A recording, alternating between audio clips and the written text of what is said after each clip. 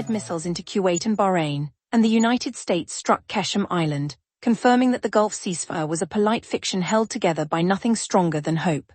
Ukraine tested a homegrown anti-ballistic missile while Russia's spring offensive ground to a halt, gaining less territory in May than it did in any month since October 2023. An EU that had spent a year being held hostage by Hungarian objections finally unlocked Ukraine's accession talks. A man in Florida crashed a BMW and swore he was teleported into it. A humanoid robot in Macau sent a 70-year-old woman to hospital. And Florida troopers stopped a pickup truck full of zip-tied iguanas because of course they did. I'm Lumina, your curator of chaos, and this is the Daily Dumpster Fire. The ceasefire that everyone knew was not working officially stopped not working on Wednesday morning, when Iran launched missiles and drones at Kuwait International Airport and at U.S. naval facilities in Bahrain, and the United States responded by striking telecommunications infrastructure on Iran's Qeshm Island. The exchange killed at least one person, an Indian national working at the Kuwait airport, and injured dozens more. The sequence of events, as far as anyone can reconstruct it from competing narratives: U.S. forces struck an Iranian oil tanker near the Strait of Hormuz, damaging its engine room. Iran's Islamic Revolutionary Guard Corps responded by targeting a U.S.-Israeli vessel with naval missiles. The U.S. hit a communications tower on Qeshm Island. Iran then fired on Kuwait and Bahrain, saying their territory and facilities were being used to support U.S. military operations. The U.S. said it shot down multiple Iranian projectiles, and that no American personnel or assets were harmed. Kuwait's defense ministry said it detected 30 ballistic missiles and drones. The airport took direct hits. Flights were suspended, then partially resumed. The foreign ministry summoned Iran's chargé d'affaires and expelled 2 Iranian diplomats within 24 hours. Bahrain activated its warning sirens. CENTCOM reported that 2 Iranian missiles fell short or broke apart in flight, a detail that is either a technical assessment of weapons performance or an attempt to characterize the attack on Kuwait's civilian airport as an accident rather than a target. Secretary of State Marco Rubio testified before Congress that the U.S. will not provide sanctions relief in exchange for reopening the Strait of Hormuz, only in exchange for nuclear concessions. He also claimed that Iran's supreme leader Mujtaba Khamenei is alive and increasingly engaging in negotiations, which is the diplomatic equivalent of saying a patient who has not been seen in weeks is showing signs of participating in their own treatment plan.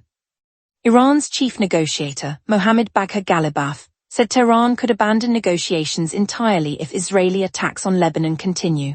President Trump told a podcast that Iran has already agreed they're not going to have a nuclear weapon, a characterization that Iran's foreign ministry did not confirm, deny, or acknowledge in any way that would pin them to it. The situation is no longer a ceasefire that collapsed. It is a war that briefly paused, blinked in confusion, and resumed exactly where it left off. The only difference is the geography. Kuwait and Bahrain are now on the receiving end of ordnance that was, until this week, mostly limited to the waters of the Gulf. The war has expanded. The question now is whether it expands further. While the Gulf burned, something quietly significant happened on the plains of eastern Ukraine. The Russian spring-summer offensive, the one the Kremlin had been building towards with months of battalion-level assaults, artillery saturation, and the kind of human wave tactics that belong more in a First World War documentary than a 21st century battlefield, has stopped. According to the Institute for the Study of War, Ukrainian forces have largely halted the Russian spring-summer 2026 offensive. Russian territorial gains in May totaled approximately 14 square kilometers, the smallest monthly figure since October 2023, and a fraction of the territory Russia captured in May 2025. This despite a 37.5% spike in the number of assaults launched by Russian forces. More attacks. More men sent forward, less ground taken. The Finnish Blackbird Group confirmed the trend. Analyst John Helen put it plainly: if the Russians cannot find ways to pick up momentum significantly, the goal of capturing Donbass this year is slipping out of their reach fast. Matthew Bouleg of the Center for European Policy Analysis added that Moscow's war machine is grappling with shrinking industrial capacity due to sanctions and dwindling stocks of nearly all weaponry. The cost-benefit calculus of the Kremlin, he said, is slowly changing. Russia's response to its ground failure was predictable and grim. It pivoted to the air. Overnight on Wednesday into Thursday, Russia launched 293 drones at Ukraine, 264 of which were intercepted, but 24 struck 11 locations. A drone hit infrastructure in the Boryspil region of Kiev Oblast, sparking a fire and injuring one person. The tactic is not new. The pattern is make minimal gains on the ground, then bomb cities from a distance. The ISW assessment notes that the air campaign is also intended to distract from the impact of Ukrainian long-range strikes into Russia, strikes that, earlier this week, reached St. Petersburg. On the same day, Ukraine's domestic defense industry offered a sign of what the future might look like. Firepoint, a Ukrainian missile and drone manufacturer, announced that it had conducted a fully controlled maneuvering flight of the FP-7X missile, the basis for the forthcoming Fragile anti-ballistic interceptor. CEO Irina Terek described it as a step toward Ukraine independently closing its own airspace. In a war defined by ammunition shortages and reliance on foreign-supplied systems like Patriot, a homegrown alternative matters less as a technical achievement and more as a statement of strategic intent. Ukraine is building the capacity to defend itself without waiting for someone else's approval. In a development that would have seemed improbable a year ago, all 27 member states of the European Union have agreed to open the first cluster of formal accession negotiations with Ukraine and Moldova. The breakthrough came after Ukrainian and Hungarian officials reached an agreement on the rights of the country's Hungarian-speaking minority, a dispute that Viktor Orbán had weaponized for over a year, blocking any progress on Ukraine's EU bid with a list of 11 demands. Under Orbán's successor Peter Magyar, the blockade dissolved. Magyar announced the agreement on June 3. EU ambassadors confirmed the following day that the next stage of the process would proceed. Prime Minister Yulia Sviridenko described it as one step closer to EU membership. EU Enlargement Commissioner Marta Kos called it the opening of a path. Foreign Minister Andrei Sybiha praised it as a new chapter in bilateral relations.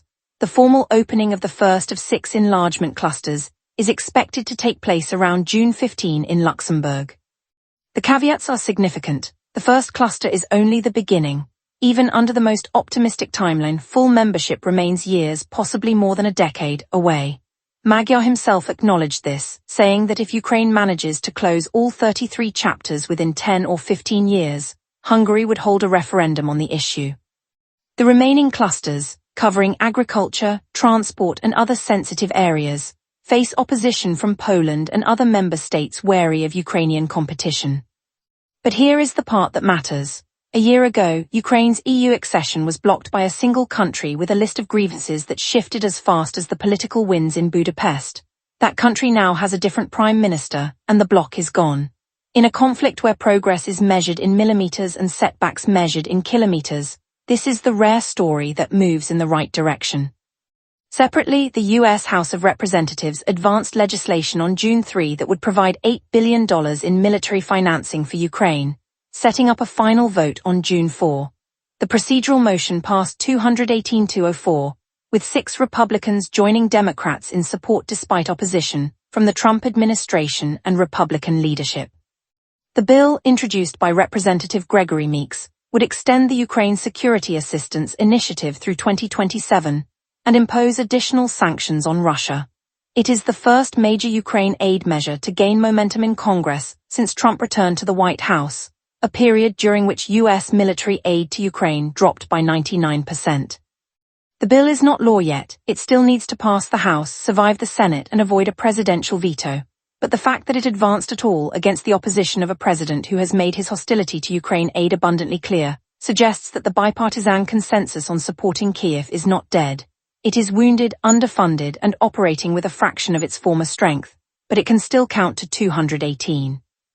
And now, 3 stories from a world in which a man claimed teleportation as a defense for auto theft, a robot in Macau terrorized a pensioner, and a Florida traffic stop yielded a cargo of reptiles that raises more questions than it answers. Story 1. A man who crashed a BMW convertible in Volusia County, Florida, told deputies that he did not steal the car, he was, in his words, teleported into it. The claim is not supported by any known physics, any known witness statement, or any known legal framework for vehicle ownership. It is, however, supported by the rich tradition of Florida criminal defense, which has historically relied on creative explanations, aliens, amnesia, demonic possession, as a way of saying I did it but I would like you to believe I didn't without actually lying under oath. The teleportation defense will not work in court. It does not need to. It has already succeeded in its actual purpose, which is to ensure that the story of the man who was teleported into a stolen BMW will outlast any conviction. Story 2. A 70-year-old woman in Macau was taken to hospital last Thursday night after being startled by a humanoid robot walking on the street in the Patin district. The specifics are limited: the robot's purpose, its operator, whether it was engaged in a delivery, a promotional stunt, or simply an autonomous stroll are all unclear. What is clear is that a machine designed to look human enough to be disconcerting caused exactly the reaction one would expect from a machine designed to look human enough to be disconcerting. The woman was not attacked. She was not threatened. She was surprised, the way anyone over the age of 50 would be surprised by an unaccompanied robot ambling down a residential street at night.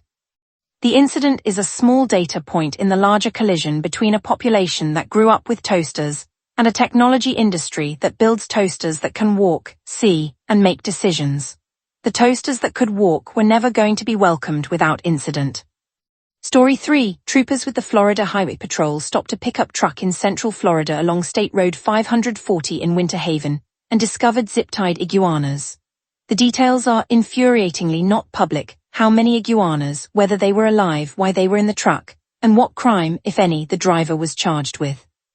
The only certainty is that a vehicle was stopped. A law enforcement officer looked into the bed of a pickup truck, and instead of the usual cargo, ladders, landscaping equipment, a mattress that has seen better decades, there were iguanas.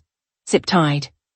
In Florida, where iguanas fall from trees when the temperature drops and residents have learned to treat them as an invasive species rather than a pet, the discovery of restrained reptiles in a pickup truck is not the strangest thing a trooper will see this week.